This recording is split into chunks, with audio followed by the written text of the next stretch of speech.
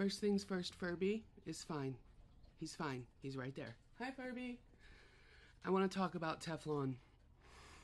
Teflon is a chemical that is added to a lot of the products, especially here in the United States. I'm not sure if it's outlawed in other countries. I wouldn't be surprised.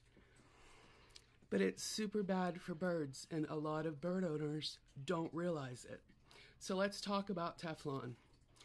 Teflon, okay, trigger warning. Things are going to be gross. We're going to talk about dead things. Teflon toxicosis,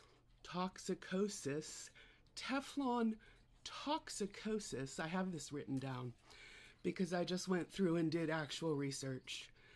Teflon toxicosis occurs when Teflon is overheated.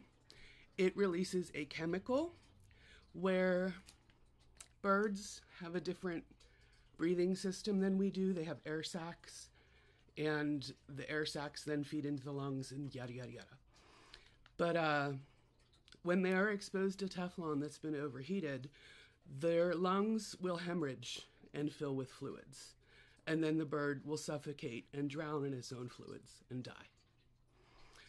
This happens when Teflon is overheated. DuPont, the makers of Teflon, have admitted that Teflon produces off gases that are toxic. Teflon off gases toxic particulates at only 464 degrees Fahrenheit. At 680 degrees Fahrenheit, Teflon emits 6 toxic gases, which include 2 carcinogens, 2 global pollutants, and MFA, which is lethal to humans at low doses. At 1,000 degrees, which is what a lot of your stovetop drip pans underneath your burners, they get up to 1,000 degrees when you're cooking. At 1,000 degrees, Teflon breaks down into PFIB, which is a chemical warfare agent.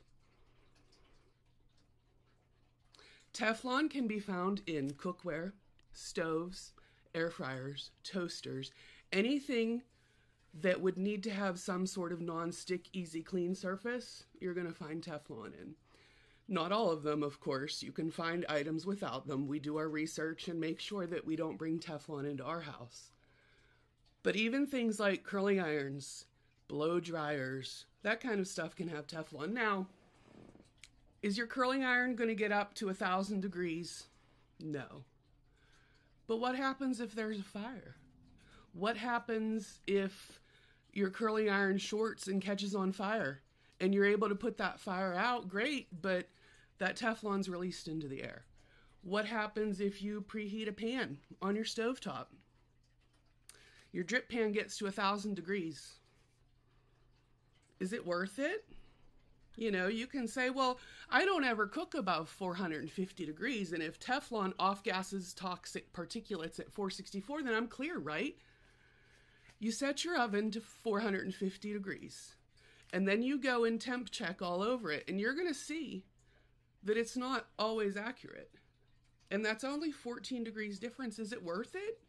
Is it worth it? Is it worth the risk?